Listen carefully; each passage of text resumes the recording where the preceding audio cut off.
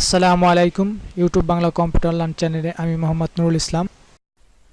এবার আমি এক্সেলের যে দুটি ফর্মুলা নিয়ে আলোচনা করব তা হলো লেফট এবং রাইট, এবং লেফটের সাথে ফাইন্ড অ্যাড করে এই ফর্মুলাটি কিভাবে ব্যবহার করা যায় তা দেখাবো। তার আগে আমরা একটা টিপস অ্যান্ড ট্রিক্স শিখি। যারা এক্সেলে অনেক দিন ধরে কাজ করেন অথচ এক্সেলে যদি আপনাকে বলি একটা মোবাইল নাম্বার তো লেখেন, তো আপনি লিখবেন 01731595638। যখন আপনি এন্টার দিলেন কি হলো, জিরোটা উধাও হয়ে গেল, অর্থাৎ বাম পাশে যে শূন্যটা ছিল সেই শূন্যটা কিন্তু থাকছে না। এটাই হচ্ছে এক্সেলের নর্মালি ডিফল্ট যে সিস্টেম, যেটা সেটা হচ্ছে বাম পাশের জিরো এক্সেলে দেখাবে না, উধাও হয়ে যাবে। কিন্তু আমি দেখুন এই যে মোবাইল নাম্বারগুলো কিন্তু সবগুলো লিখছি, জিরো কিন্তু শো করতেছে। তো প্রথমেই আমরা দেখব যে এটা কিভাবে লিখতে হয়। দেখুন আমার এই সেলের যে নাম্বার ফরম্যাট আছে সেটা হচ্ছে জেনারেল। দেখেন এখানে ক্লিক করলে জেনারেল আছে, আর এখানে ক্লিক করলে দেখুন এটা টেক্সট আছে। অর্থাৎ আপনার যেখানে এই মোবাইল নাম্বারগুলো শো করতে চান, অর্থাৎ মোবাইলের নাম্বারের বা পাশের জিরোগুলো শো করতে চান, প্রদর্শন করতে চান, সেই সেলগুলো সিলেক্ট করে আপনি এটা বিভিন্ন পদ্ধতিতে করতে পারেন।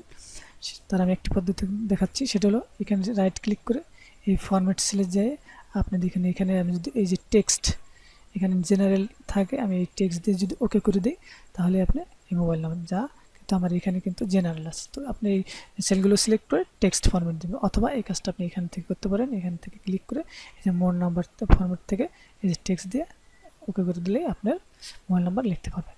তো যেহেতু আজকে আমার মূল বিষয় ওটা না, মূল বিষয় হচ্ছে আমরা লেফট ফাংশনটা শিখব। তো লেফট ফাংশন কী কাজ করে? লেফট ফাংশন হচ্ছে আপনার কোনো কলামের আমার চাহিদা অনুযায়ী নির্দিষ্ট কোনো অক্ষর অথবা নির্দিষ্ট কোনো ক্যারেক্টার অথবা নাম্বার সেটা এই কলামে স্থানান্তর করা যাবে। অর্থাৎ এই কলাম থেকে আমরা এই কলামে এই বাম পাশের কিছু নাম্বার অথবা ক্যারেক্টার এখানে নিয়ে আসব, সেটা যে ফাংশনের মাধ্যমে করা হয় সেটা হলো লেফট ফাংশন। তো আমরা লিখি, দেখুন আমরা এখান থেকে এই যে মোবাইলের যে কোড নাম্বারগুলো, যেমন এক এক কোম্পানির এক এক, গ্রামীণের হলো 07, টেলিটকের রবির হলো 8, যাই হোক ওয়ারিদের 6। তো আমরা এই যে কোড নাম্বার 017 যে কোড নাম্বারগুলো আছে এই কোড নাম্বারগুলো আমরা এই লেফট ফাংশনের মাধ্যমে এখানে নিয়ে আসবো। তো সেক্ষেত্রে আমাদের যে ফাংশনটা প্রকৃত সমান লিখে আমরা দেবো লেফট LEF। তো LEF লিখলে দেখেন এখানে সাজেশনে চলে আসছে। এখানে যদি আমি ট্যাপ চাপি তাহলে, অথবা আপনি ওখানে ডাবল ক্লিক করলে এই লেফট লেখাটা এখানে এই সেলে চলে আসবে। তো এখান থেকে দেখুন এখানে লেফট ফাংশনের দুইটি প্যারামিটার আছে, একটা হলো টেক্সট আর একটা হচ্ছে নাম ক্যারেক্টার অর্থাৎ নাম্বার ক্যারেক্টার। তো টেক্সট আমাদের কোনটা? আমাদের এই পাশের টেক্সট হচ্ছে আমাদের এটা। এবার কমা দিয়ে আমরা এই বাম পাশ থেকে কয়টা টেক্সট অথবা কয়টা নাম্বার এখানে এক্সট্রাক্ট করে আনবো, স্থানান্তর করব, তাহলে সেই কটা এখানে নাম্বার ক্যারেক্টার তত লিখতে হবে। তো আমি যেন 017 এই 3টে ক্যারেক্টার যেন আসে, নাম্বার যাতে আসে, তো আমি এই জন্য 3 লিখে ব্র্যাকেট ক্লোজ করে এন্টার দিলাম। তাহলে দেখুন এখানে কি হলো, 017 চলে আসলে। এভাবে আমি এখানে ফিল করে দিই, দেখুন সবগুলোর কোড চলে আসছে। তো এটা হচ্ছে লেফট ফাংশনের কাজ।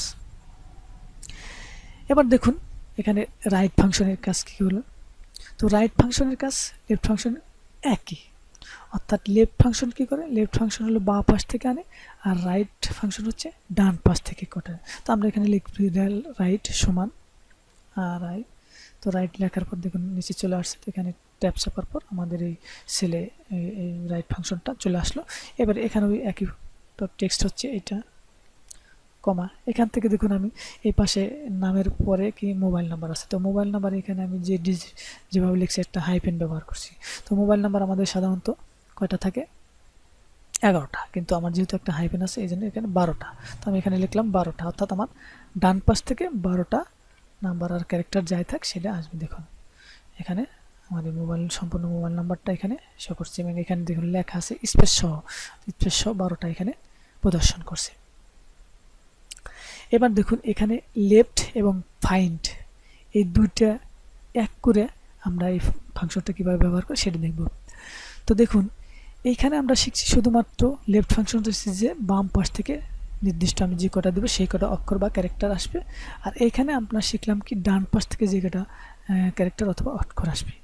কিন্তু এই লেফট এবং ফাইন্ড ফাংশন দ্বারা আমরা কি করব, দেখুন আমাদের এইখানে এই যে প্রত্যেকটা নাম, এই নাম কিন্তু এক একজন মোহাম্মদ নুরুল ইসলাম, খালিদ, এরপর রুম্পা, যাই হোক এই যে নামগুলো আছে এই নামগুলো কিন্তু একটি নির্দিষ্ট কোনো ক্যারেক্টার নয়। এই নুরুল ইসলাম আছে দেখা গেল 10-15টা, এই যে খালিদ আছে 5-7টা, বা এই যে নূর আছে 4টা।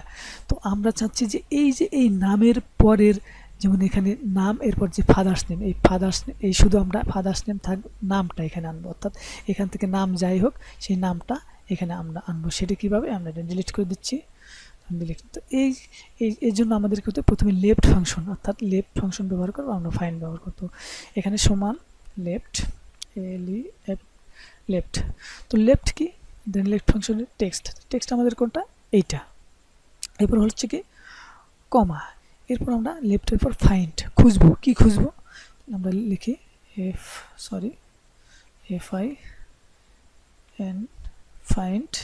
তো আমরা ফাইন্ড, এখন দেখেন ফাইন্ড যে প্যারামিটারগুলো আছে সেটা find text, within text, start number.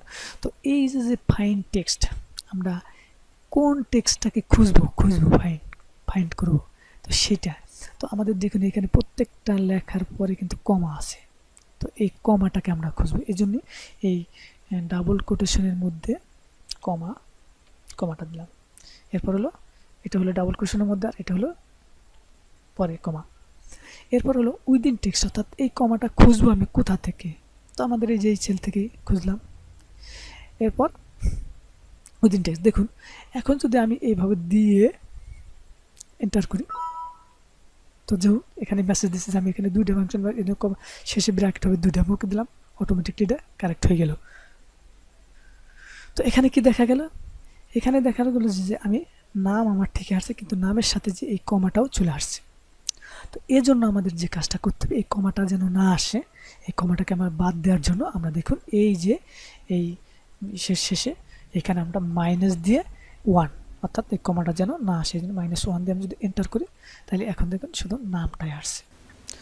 যারা এখনও আমার চ্যানেলটি সাবস্ক্রাইব করেননি তারা সাবস্ক্রাইব করুন এবং পাশে থাকা বেল আইকনে ক্লিক করুন, তাহলে আমি যে ভিডিওগুলো আপলোড করব সবার আগে সর্বপ্রথম আপনি এর নোটিফিকেশন পেয়ে যাবেন। ফলে নতুন নতুন ভিডিও দেখে ধীরে ধীরে আপনি দক্ষ হয়ে উঠবেন।